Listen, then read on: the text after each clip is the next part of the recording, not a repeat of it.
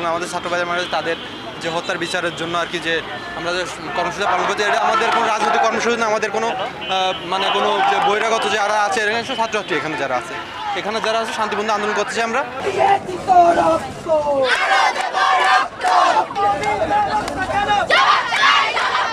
আমাদের মূল দাবি মেনে নেওয়া হয়েছে, কিন্তু আসলে দাবিটা তো আগে মানতে পারতো, তাই না? এতগুলো রক্ত কেন ঝরলো?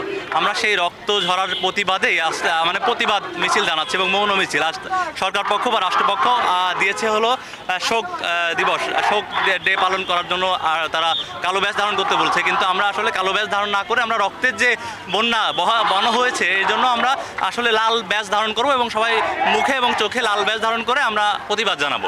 এরপরে যে কোনো পরিস্থিতি হতে পারে তার জন্য কিন্তু আমরা দায়ী থাকবো। আমি তোমাদেরকে আবারও রিকোয়েস্ট করছি, তোমরা সবাই আমাদের সন্তানের মতো